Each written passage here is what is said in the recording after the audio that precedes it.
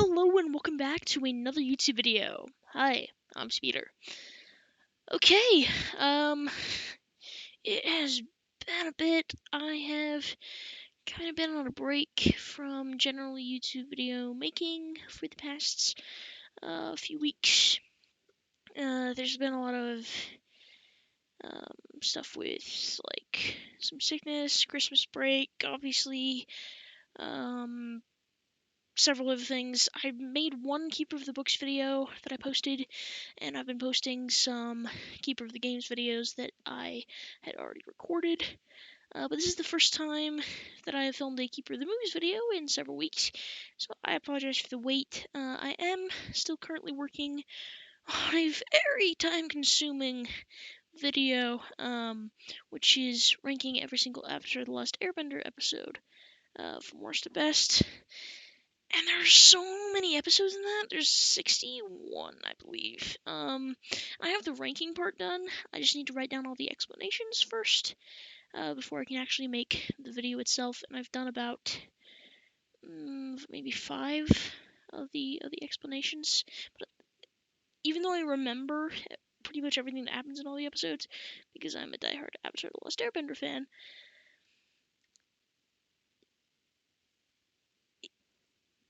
why do you? Sorry. I don't remember everything. Um, and so I kind of have to rewatch the episodes to get all the little details so that I can talk about things and what I like, what I dislike about certain episodes. Um, so yeah, that's that. On my brother's channel, Palar Gaming, if you don't know, we're siblings. And his channel is called Palar Gaming. It's linked in my channels page and also just on the front page of my channel, all 3 of them. He makes some pretty good content on there. I would say it's pretty high quality, has a good setup. Unlike me in the past, he actually uses a recording thing like now that I use, like a game capture card thing.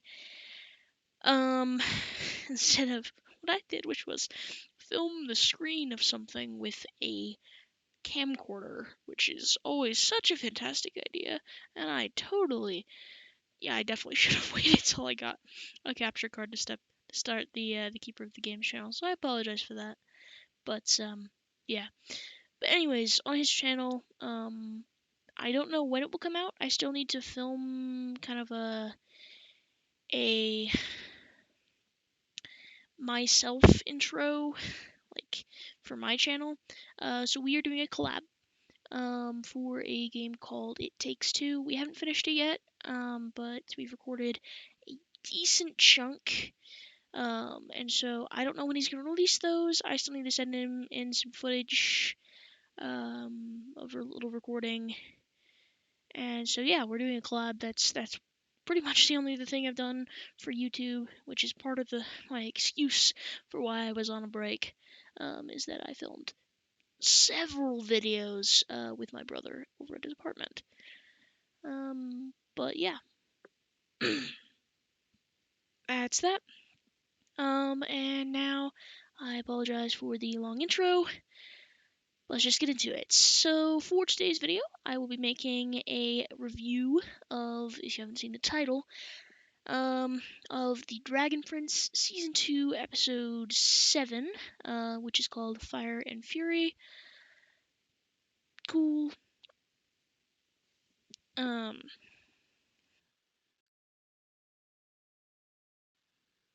Yeah. So if you haven't seen one of my review videos for individual episode reviews, it has kind of changed, like, in like 4 different ways already, but the current way that I'm doing it, which I think I'm going to stick with, is basically I just go through the things that happen in the episode and I kind of point out the things that impressed me or that I didn't like as much, and I kind of go over some things. I try to be as spoiler free as possible as I have seen the entire show before. Yeah. I also need to post the 1 year on YouTube special, which I have not done because I was procrastinating. Yay. But that should come out very soon. I need to post this video today as well, so I might post, because I'm filming this the day that I'll be posting it, the 8th of January of 2022. Happy New Year, by the way, guys. Happy New Year. Yeah. So that's how things work. Cool. In past videos, you've been able to see my face, but now I'm just recording with the setup that I use for gaming. I guess technically I could actually be, doing something, like have something on the screen. I should probably do that. But yeah, I don't know. At the moment, I'm just kind of experimenting. I've only been on YouTube for a little over a year, so it's still getting into it, still getting used to it. I don't have all the equipment, all the fancy equipment that some other people have. I have a mic, a capture card, I have a laptop. It's cool. So I apologize that it's just kind of a black screen. But I just wanted to have something that isn't filmed with a camcorder. So I just kind of decided to do it podcast style, I guess. So if you like listening to a podcast, this may be for you. I like podcasts personally, but not everybody does. Okay, so let's get into this. This video will contain spoilers for at least the majority of the first 2 seasons of The Dragon Prince up to the end of Season 2, Episode 7. However, I will try to avoid spoilers for the rest of Season 2 and Season 3 of The Dragon Prince. Oh, and by the way, Netflix just put something on the Dragon Prince thing that I noticed, and that is, it's official, another season is coming. Now, of course, pretty sure we all knew that another season was being planned for The Dragon Prince, but Netflix putting it's official, another season is coming is great. Maybe I'm not fully up to date on information, but yeah. Let's see. Dragon Prince Season 4 release date. Do we have anything?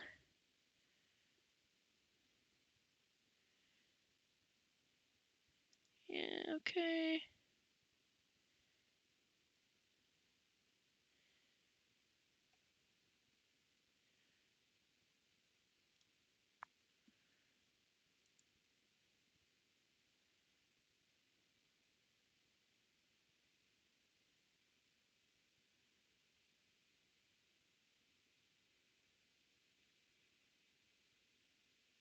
Okay, I may be wrong, but I don't think there's an official release date yet. But the fact that Netflix put that there is great. So, yeah. Anyways, let's get into this. Alright, so at the beginning of the episode, we have Callum and Bait sitting on this little, like, cliff edge where it appears that, the squad has made their camp. I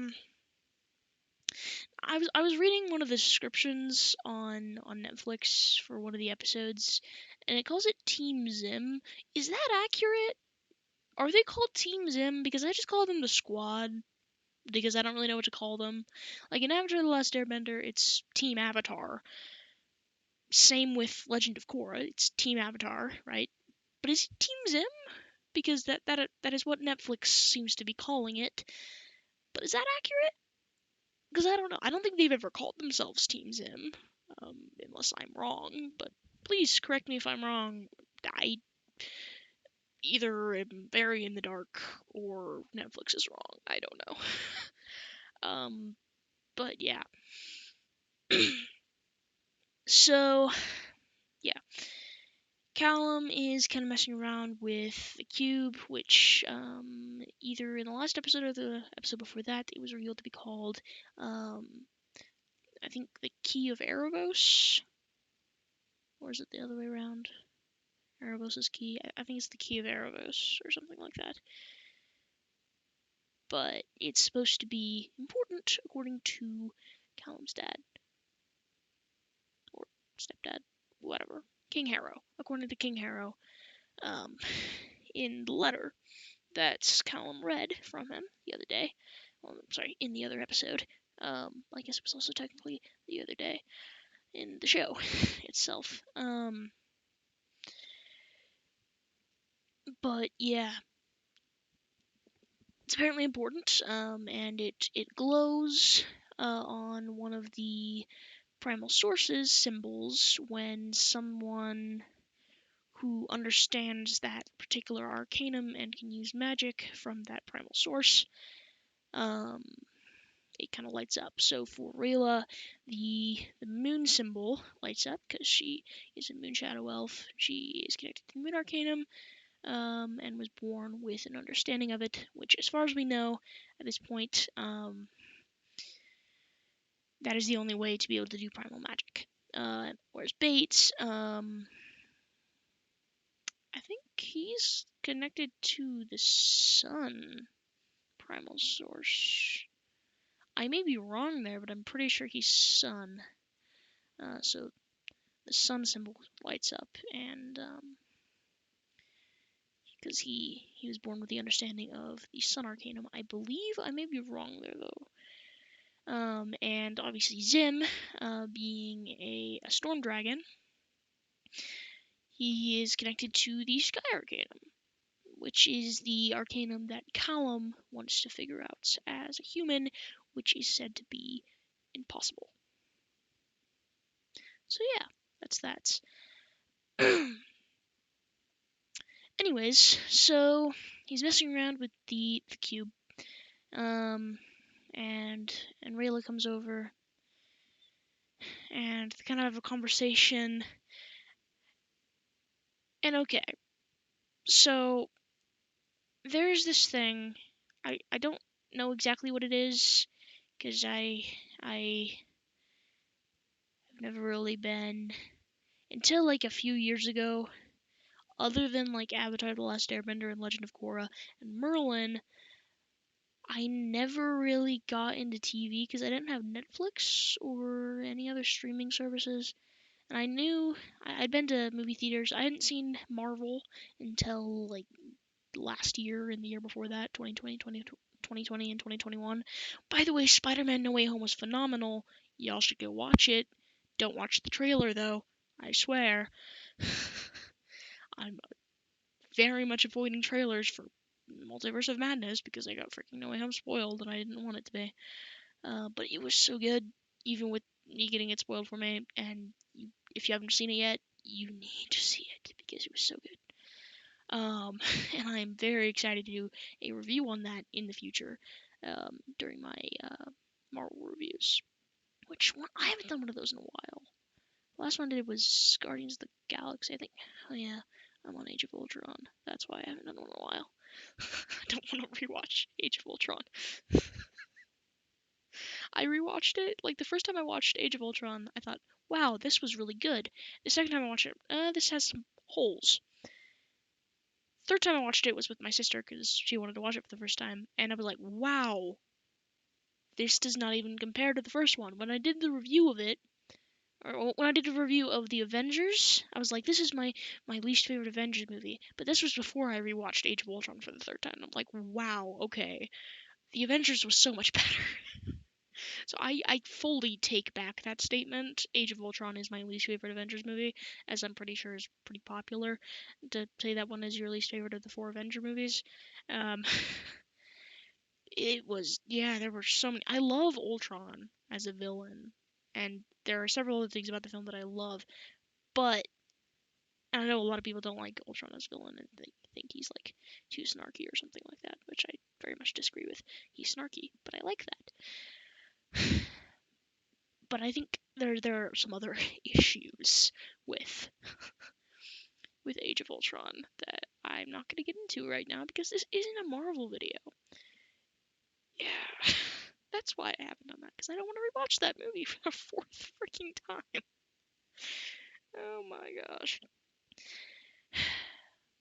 One that I will rewatch for so many different times is Captain America the Winter Soldier, but I won't get into my obsession with that movie. Anyways, The Dragon Prince. Um, yeah, so, anyways, I've never really been like a very TV kind of person until like a few years ago. Like I said, other than like three of my favorite shows, Avatar: The Last Airbender, which I started watching like while it was coming out.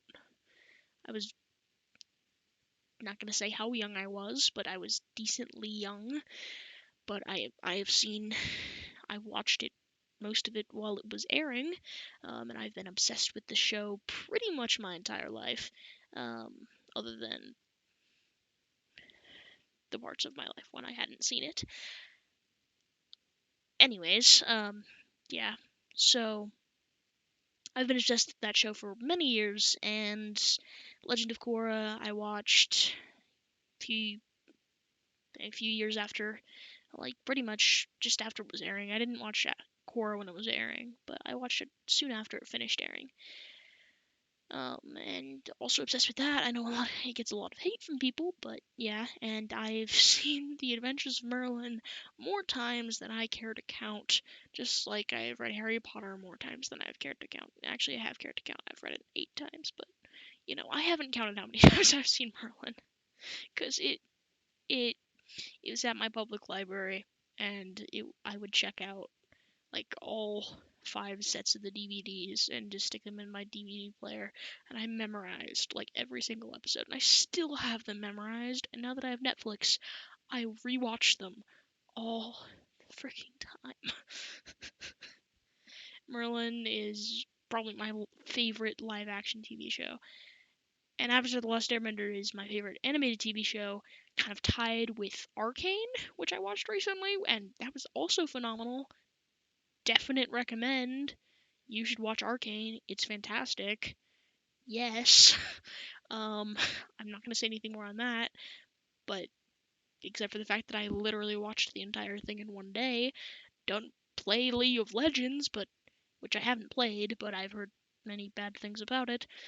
But watch Arcane, please. It is so good. Anyways, but yeah, like I said, I was never really into TV, so I didn't really watch a lot of stuff. Please don't take offense to this, I've never really been a fan of anime. That's just me, it's just my likes, how I've always been. There are some animes I can handle, but a lot of them I can't. Most kids' TV shows I didn't watch. I never really watched Disney Channel. I know, what a horror. I didn't have a childhood. Whatever. I don't care. I watched a couple shows from Disney Channel, like Hey Jessie and Liv and Maddie were basically my childhood. But those, I didn't have TV, like TV channels or cable or anything like that.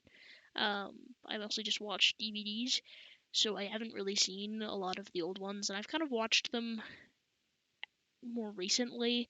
And some not like the really repetitive ones and things like that, but I watched some ones that have some value. Um, Very few and far in between um, episodes. Like I watched and not even all of them were Disney Channel shows, but like ones like sitcoms, things like that.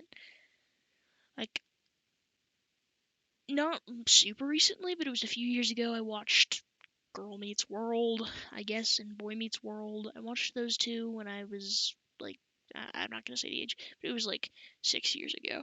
I watched those, and which I guess you can count as decently recently. I guess it's more like 4 years ago, but whatever. But yeah, so there's this thing. I've watched a lot of people's reactions to She-Ra, and the Princess of Power, which is another phenomenal TV show that you should also check out if you have Netflix. It's great, and I am in love with it. But I've heard a lot of people reference something called Sailor Moon, and I am so sorry, but I do not know what that is. I'm sorry if I offend people, but I do not know what that is.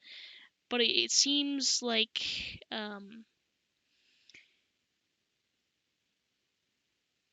the way people like interpret it, I feel like they would say the same thing about.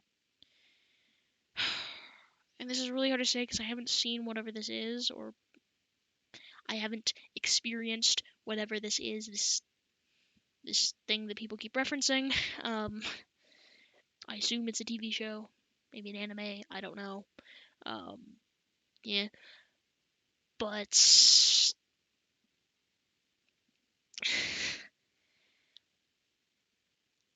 it feels like this was kind of a nod to that because there was like they're doing the same things that people like keep imitating. It's like a weird hand symbol thing. Okay, I'm looking this up. What the frick is Sailor Moon? What is Sailor Moon? Okay. Sailor Moon. Okay, it's like a 90s TV series.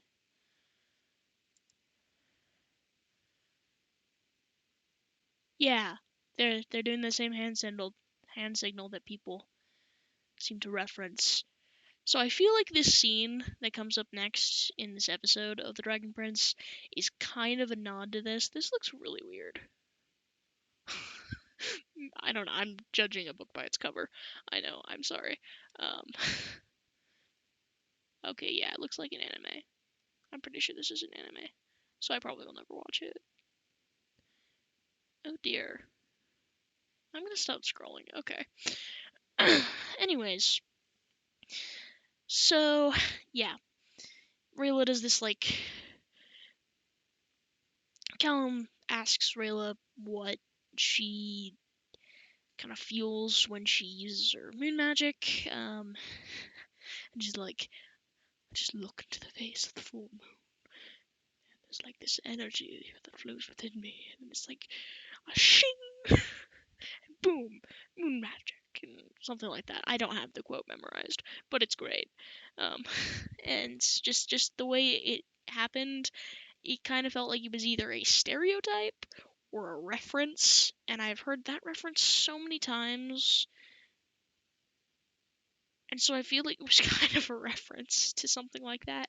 Even if it wasn't Sailor Moon specifically, it feels like a reference. And I am so sorry for being, what's the word for being illiterate of TV shows?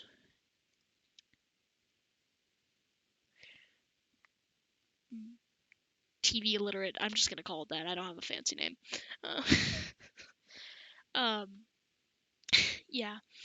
So they're having this conversation. Callum's like, there's all this stuff jumping in my head, but I feel like I need something to kind of bring it all together. So yeah. Um, and while this is happening, Claudia and Soren finally come back into the picture after a few episodes of not being around. Um, and they are taking Corvus, the tracker from early season 2 and season 1, to jail for, and I am doing quote marks, treachery. Um, that, yeah, that was bad, whatever. Okay. So yeah, they're claiming that he's a traitor because, you know, he tried to save the prince's lives. Hmm. Hmm. Hmm. Yeah. That's such a traitorous thing to do. So very traitorous. He totally committed treason by trying to save the princess. Anyways, so you have some nice banter between Soren, Claudia, and Corvus. Or is it Corvus or Corvus? Those sound like almost exactly the same, but one's with a B and one's with a V. I'm not exactly sure. It's either one. Corvus, Corvus. I don't know. Um, But anyways, they come into this town, and the people are kind of out in the streets, and they're staring up at the sky. And Soren, who's not really used to being ignored, is a little bit annoyed at this because no one's listening to him. But up in the clouds, just like we spotted at the very end of the previous episode, there is a dragon. And this may or may not be the same dragon. It probably is the same dragon that was above the clouds in the previous episode. And she's just kind of circling the city. She's not attacking, not provoking. She's just kind of up there looking ominous. And Soren kind of gets pissed off by this, and he goes out to the people, asks why they haven't attacked, asks what's going on. They tell him that the dragon hasn't attacked, so they have no reason to attack. Goodness gracious. Wow.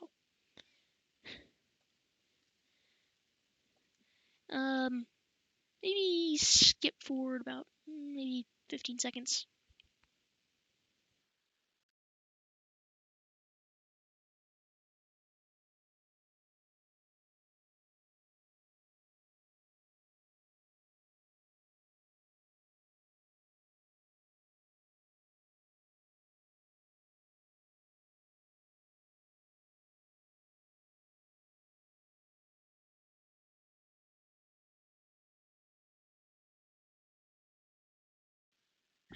Okay, I'm back.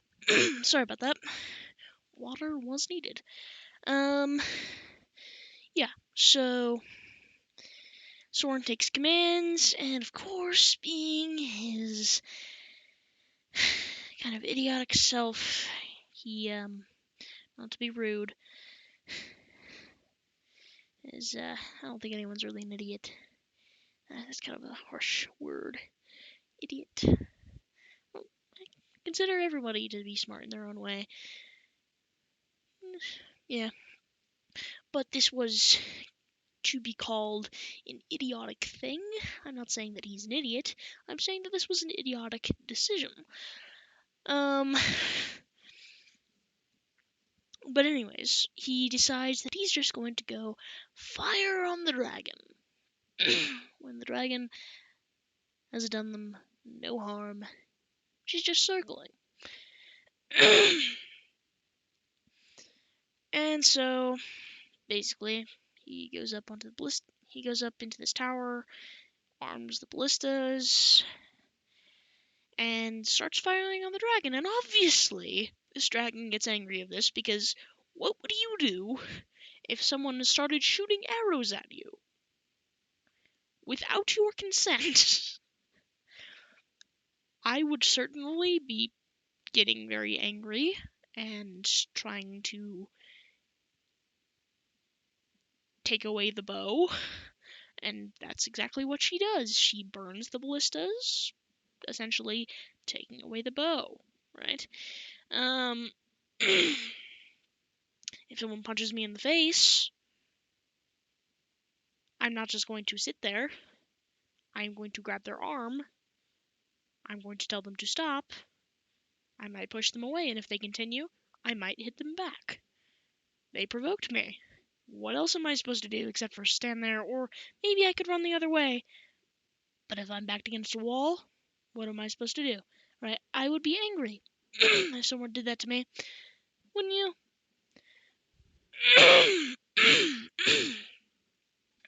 But if someone especially tries to, repeatedly hit me, I'm gonna try and do something about it, because that's not okay. It's called self-defense, which is exactly what this dragon was doing. It was self-defense. She had been doing nothing wrong. She was just circling the skies. Technically, this isn't even technically fully ominous, if not for these particular circumstances. It's not very threatening. It's only because we're under the circumstances where Xadians and humans hate each other that this would even be considered threatening. Like, if you guys were living in peace, then this dragon flying over your city wouldn't have been a problem. So just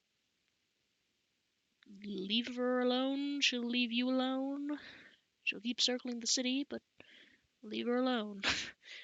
The guards were making some very smart moves before Soren got there, of not attacking the dragon. And what happens when you attack the dragon? Well, she not only burns the ballistas and just starts chipping away at the tower, but also burns the town, probably killing a lot of innocent people. So no, Soren, this was not the dragon's fault, for, at least not fully, for torching this town of innocent people, as you say later on. It's your fault. It is genuinely your fault. And it is good to see that he has the sense to realize that he has screwed up major time. And you can see it in his eyes, you can see it in his expression, and you can hear it in his words, even subtly, that he knows that what he did wasn't okay, and that he just put a lot of people in danger for no reason, other than to strike an enemy that wasn't even really your enemy. Enemy troop, sure. Doing any wrong? No. Just because it's a future threat, potentially, doesn't mean you have any right to provoke. Just saying. So, anyways, yeah.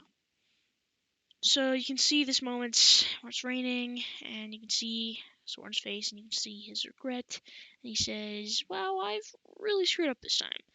And Claudia, being as devious as ever, and as interesting as ever, is carrying a griffin's eyeball in her pouch thing, purse, bag, whatever. I don't know why the first word that came to my mind was pouch. But yeah, in her bag, she's carrying a griffin's eye, which apparently can make any shot, like, can make an arrow find its mark every single time, or I guess, like, whatever this thing is. Which is a little weird, for a griffin's eye to do that. I mean, I don't know. Or wait, was it a griffin's eye? I think it was. Or was that a phoenix's eye? Honestly, I don't remember. But yeah, I don't know. You would think it'd be like something else. I don't know, like, I don't know. I don't know where I was going with that. I guess an eye kind of does make sense. But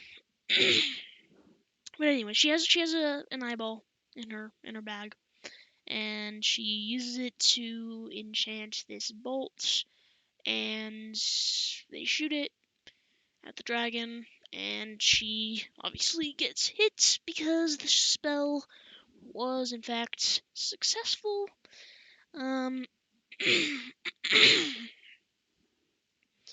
So yeah.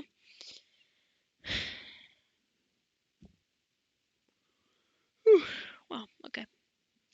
That was a wave of tiredness. Okay. So, basically,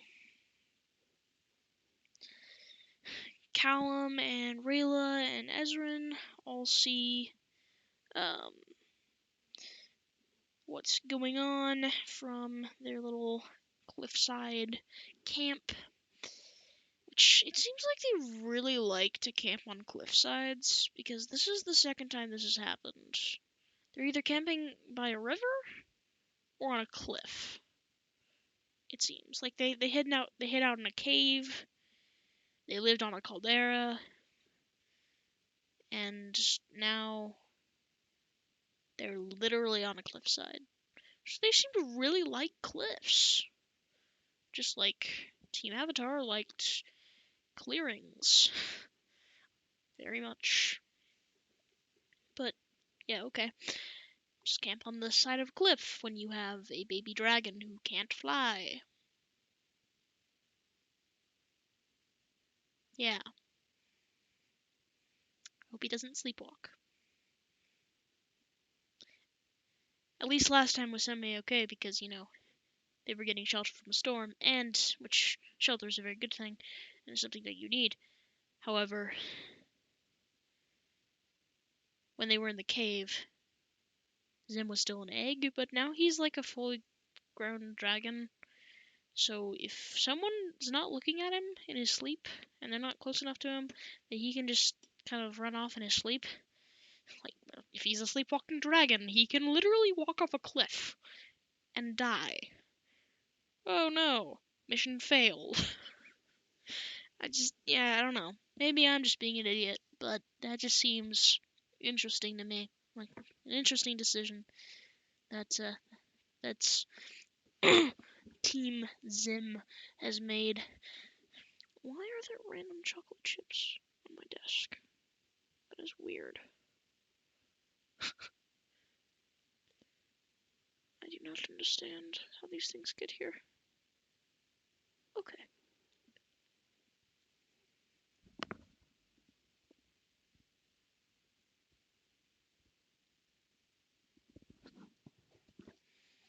So anyways,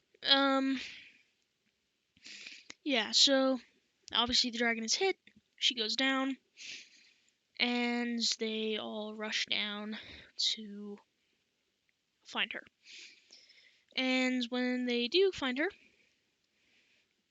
she's in pretty bad shape. She's almost dead, or so it seems, and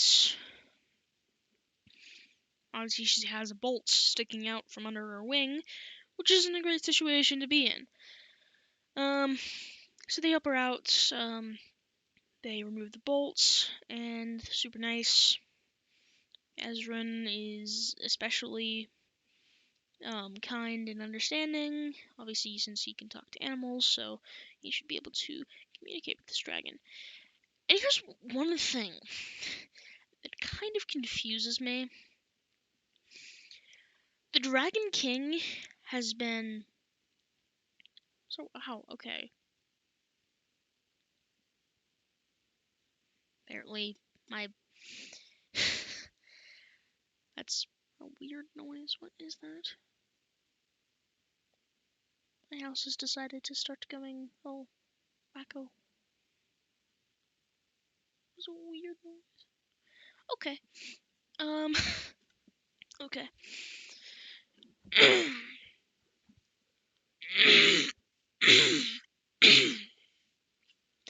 Sorry, I cough a lot, don't I?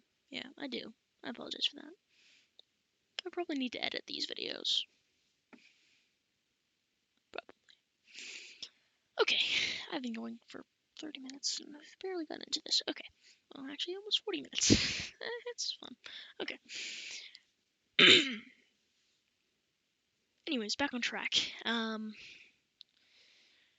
Not having my brain go into like 5,000 different little directions without my permission.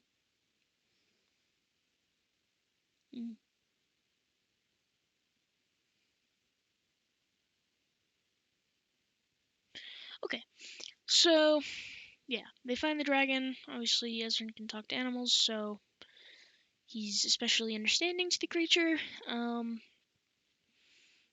And they're about to help her more. However, they hear humans approaching on horseback, which is, of course, Soren and Claudia, followed by a group of soldiers.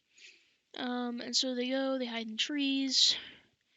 But before they do this, Rayla lifts her swords out. She's about to defend the dragon, while Callum stops her. He's like, you can't just fight these people. But Rayla, showing her hero instinct, which I will definitely get onto later in a certain episode of season 3. Yeah, she shows off her hero aspect of her personality, and is like, I can't just leave this creature behind. We have to defend it. And Callum's like, no, let's go. And so they all rush out into the trees. And when they say it's Soren and Claudia, Callum once again stops Rayla as she tries to go out and fight. But he does seem a little surprised that it's Callum and that it's Claudia and Soren. So they all go back up, and Claudia and Soren are looking at the dragon. Soren's like, I think it's dead, but we can't be sure. So he kind of he kicks her neck, which bothers me because I'm like, well, if she is alive, which she is, that's gotta hurt. She's just unconscious, jerk.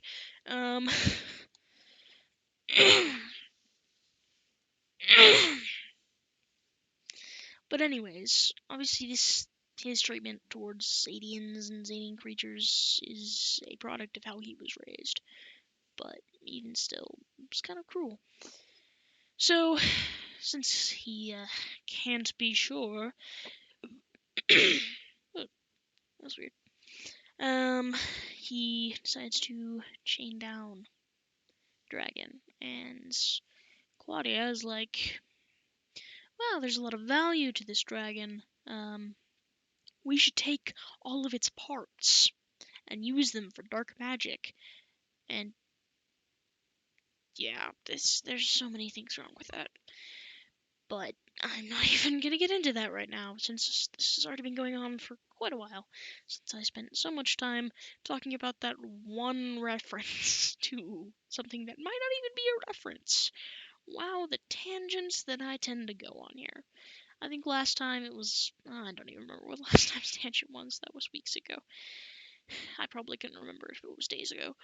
Um, but anyways. So,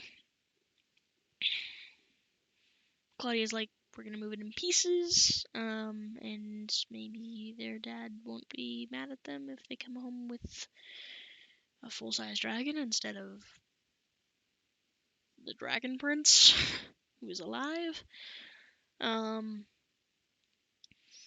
So, basically, we go back to the squad, who I will continue to call them the squad until I have confirmation that it is in fact Team Zim from the show itself, not just Netflix.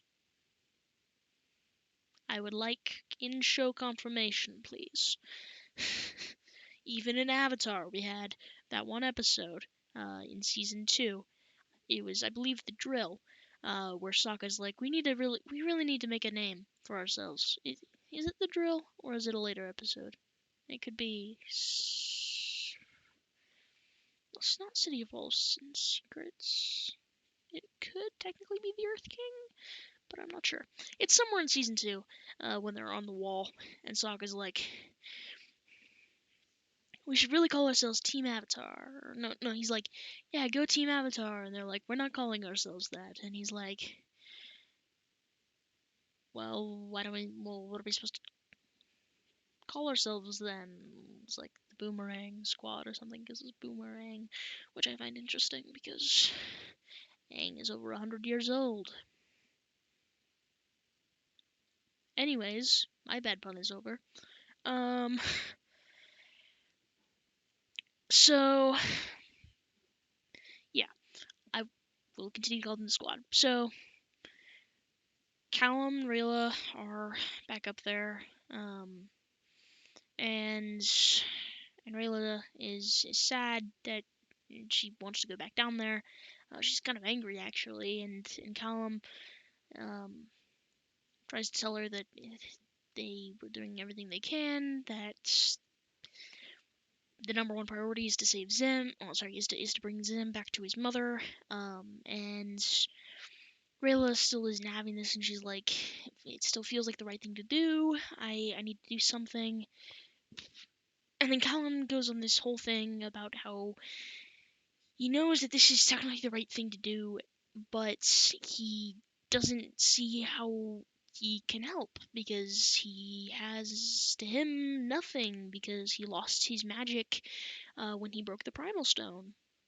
And he really desperately wants it back, but he just can't seem to get it. But he feels like he's so close, but he just needs something to bring it all together in his head. But Rayla's like, I don't expect you to come down there with me. It doesn't just feel like the right thing to do. It feels like the right thing for me to do. I think that's the quote, actually. But before she says this, she mentions something that Callum told her back in season 1, and that is about the cycle of violence, and how one person hurting the other, it just becomes a cycle. And the only way to end the cycle is to stop, is to not retaliate. Not really. That's not how they put it, but just to do something different. Don't use violence. Instead, use something else, which I think is kind of one of the main themes of the Dragon Prince and a lot of like superhero shows and things like that. Is in order to break a cycle of violence, you have to make a change, which I think is a pretty good theme, actually. Um, but yeah. So she ends up going down there. She sneaks in, takes out a few of the outlying soldiers. I guess kind of sentries. She starts cutting the ropes, but there are still chains. Soren catches her, however, and there's a small fight scene. And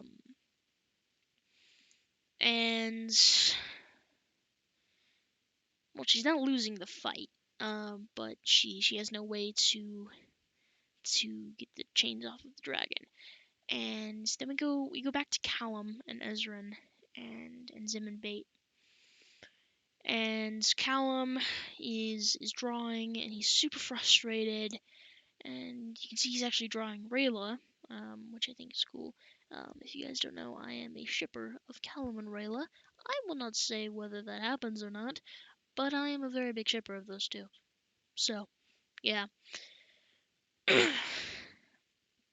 I may or may not have made a slideshow of like my favorite ships from TV shows, movies, books. I didn't include celebrity ships though, but I did do movies and books, and they are on that slideshow, along with several others. The way I didn't complete that one. I had like a weird slideshow obsession that lasted for like 3 weeks and then it stopped. And I have a new obsession. I don't know where all these obsessions are coming from, but they just happen. Um, my newest one has been Glee. Like the music of Glee, not so much the show, though also the show. But also not the show, but also the show. So I've been making like tons of Glee playlists. It's funny because like 2 months ago, my obsession was ranking books. And that one sometimes come back in like spurs, but I don't know. I have like these weird spurs of obsessions. I don't know where they come from, but they just happen. My current one is Glee. I don't know why. Anyways, so it's kind of a weird thing. I don't really understand it. But yeah, so um, Callum is drawing. He's drawing Rayla, and he's thinking about how frustrated he is. His pencil ends up breaking, or whatever it is he uses to draw. It ends up breaking. He gets really frustrated by this, and he kind of throws his sketchbook, and it lands on a page with Claudia reading her book on dark magic. And he looks at the book, and you can see like a kind of like a dark but also hopeful kind of glint in his eyes that reminds me of a scene from a certain show that starts with an A, with a certain character who can either start with a P or a J, depending on what part of the season you're in, um, where she says, "I can help," and it, yeah, um, anyways, but he realizes that he can do something, however wrong it may be. And so he goes down there, and he interrupts this fight, and he's holding the components for Dark Magic spell, as well as Claudia's book on dark magic, and he turns the chains to snakes, just as he's seen Claudia do on several occasions. However, since no one showed him how to do it, and he's extremely inexperienced, he ends up passing out. And you can see Rayla is just disgusted, which makes complete and utter sense, because, well, it's dark magic, and you're using other animals and magical creatures to do dark magic, and it really bothers the heck out of me. I know it's supposed to bother the heck out of me, so it's fine. But yeah. And obviously Rayla's also disgusted by this. Claudia is scared because she knows what can happen if he tries to just go in for it. So she warns him against it, but he does it anyway, ends up passing out. And Rayla's obviously very annoyed by this. She wakes up the dragon. Well, she tries to wake up the dragon. Soren, still thinking the dragon's dead, says, "Oh, you saved a dead dragon who also torched a town of innocent people." And in my head, I'm like, shut up, Soren. The only reason that dragon torched a town of innocent people was because you provoked it and tried to kill it. So please, just shut your trap. Please, just... Oh my gosh. Yeah. So... Ooh, okay. That was loud. Yeah. So the dragon does end up waking up. And she swats Soren away onto a rock where you can hear an audible crack when he hits it on his spine, quite obviously, which we'll get back to in a second. Unable to be stopped by Ezran, Zim ends up racing down the hill to see what was going on, and when the dragon sees him, she flies away, not when she was clearly about to kill Soren, rather than just throwing him against a rock, because obviously this guy had tried to kill her, so, I mean, okay.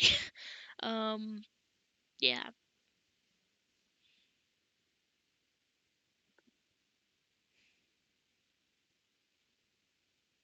Anyways, so,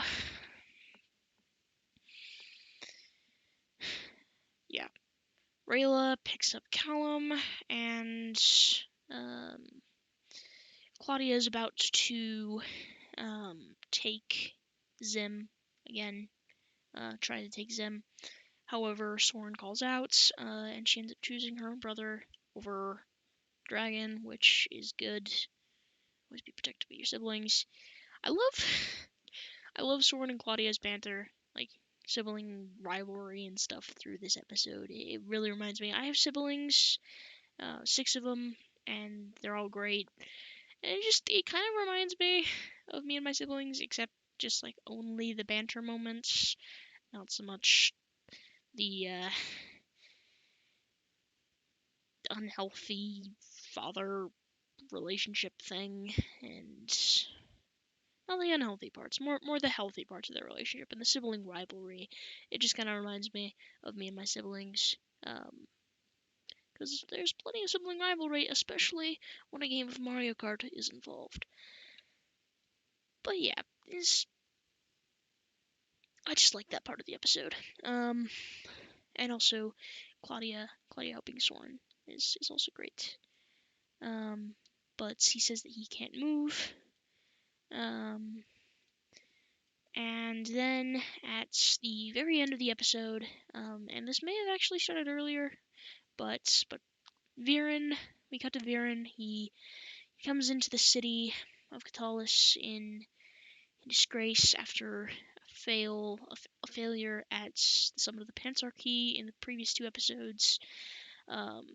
It's revealed that he's going to be removed from the council for treason, as obviously he summoned the summit of the Pentarchy with the King's Seal and claimed to be the regent of Catullus, when all of that was untrue. He is not the regent of Catullus. He had no right to use that seal.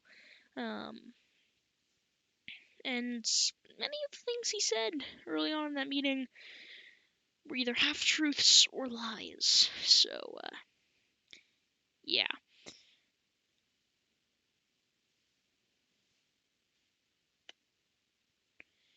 Um,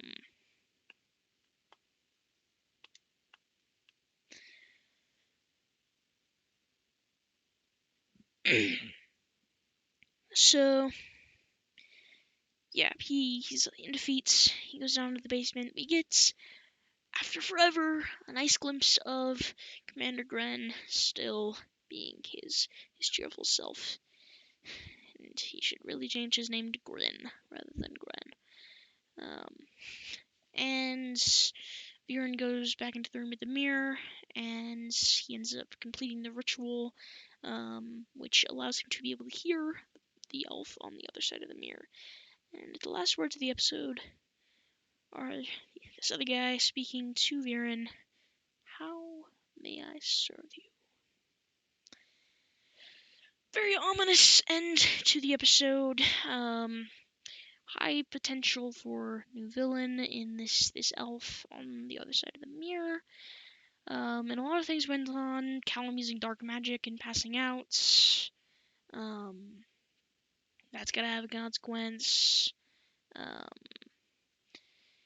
Soren and Claudia, with Soren most likely breaking his back. All of that. It was a pretty intense episode. Maybe not as intense as the previous two, but it was still a pretty intense episode. That's all I really have to say on it. I have kind of been talking for almost an hour now about this. But yeah, that's that. I really enjoy this episode. It has lots of great moments in it. A decent amount of action, decent amount of humor, though not much, but there is some, especially with Soren. And we get some good character development and lots of story progressing. But yeah, that's that. I will see you guys next time. Bye.